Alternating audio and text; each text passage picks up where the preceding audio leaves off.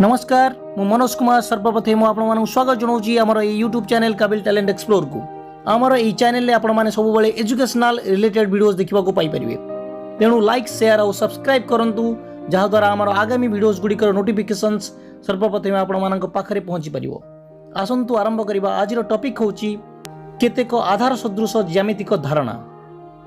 ज्यामिति geometry दुईटी Latin भाषार शब्दर उद्भव। जियो पृथ्वी, matron माप। पृथ्वी माने ज्या, माप माने मिति, ज्यामिति। बिंदु जार उपस्थिति थाए किंतु कोनोसी मात्रा न थाए ताहाकु बिंदु कहा जाए। रेखा जेकोनोसी सीमा निर्देशक दाग को रेखा कहंती। कोण गोटिए बिंदुरु बाहरिथिबा दुईटी रश्मि बा रेखाखंड द्वारा गठित ज्यामितिक चित्र को कोण कहंती। सरल कोण जो कोणर परिमाण 180 डिग्री किंबा दुई समकोण संगे समान ताहाकु एक सरल कोण कहंती। सूक्ष्म कोण जो कोणर परिमाण 90 डिग्री रु कम ताहाकु एक सूक्ष्म कोण कहंती। समकोण जो कोणर परिमाण 90 डिग्री ताहाकु एक समकोण कहंती।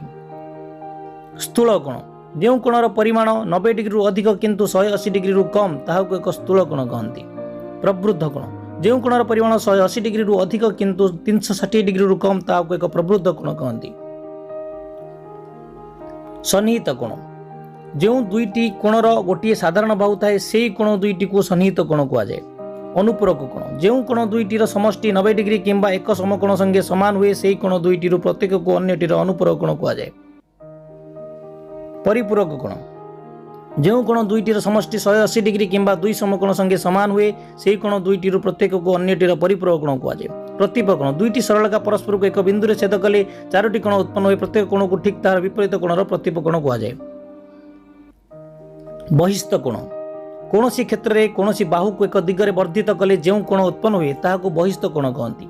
अंतरस्थ दूरवर्ती कोण कौनसी त्रिभुजर कौनसी बाहु को एक दिगरे वर्धित कले जो बहिस्थ कोण उत्पन्न हुए तार सन्निहित कोण व्यतीत त्रिभुजर अन्य कोण दुईटी को उत्पन्न बहिस्थ कोणर अंतरस्थ दूरवर्ती कोण कहंती। छेदक जो सरल रेखा दुई बा ताठारु अधिक सरल रेखा को पृथक पृथक बिंदु रे छेद करे ताहाकु छेदक कहंती। एकांतर कोण दुईटी समांतर सरल रेखा को कौनसी छेदक दुईटी बिंदु रे छेद कले एकांतर कोण उत्पन्न हुए एकांतर कोण गुड़िक परस्पर समान। समांतर सरल रेखा जो सरल रेखा मानकर कौनसी साधारण बिंदु न थाए और जो सरल रेखा मानक मध्य थिबा दूरता सर्वदा स्थिर रहे सेमानकु समांतर सरल रेखा कहा जाए। वर्तमान त्रिभुज समबाहु त्रिभुज, समद्विबाहु त्रिभुज, विषमबाहु त्रिभुज, सूक्ष्मकोणी त्रिभुज, स्थूलकोणी त्रिभुज, समकोणी त्रिभुज, समकोणी समद्विबाहु त्रिभुज। समबाहु त्रिभुज जो त्रिभुजर तीनोटी जाक बाहुर परिमाण परस्पर समान ताहाकु समबाहु त्रिभुज कहा जाए।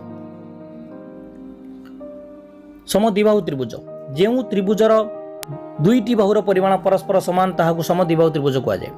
विषमबाहु त्रिभुज जो त्रिभुजर तीनोटी जाक बाहुर परिमाण असमान ताहाकु विषमबाहु त्रिभुज कहा जाए।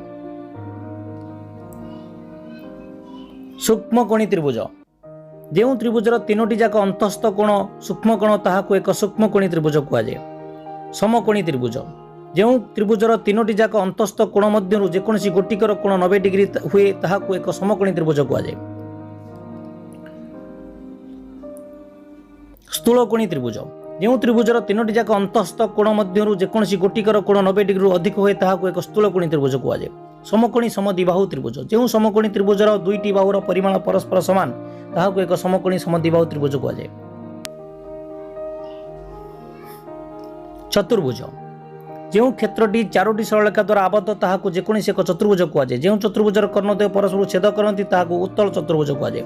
वर्ग क्षेत्र, आयत क्षेत्र, सामान्तरिक क्षेत्र, रम्बस, ट्रापेजियम एगुड़िक सब गोटे गोटे चतुर्भुज अटंती।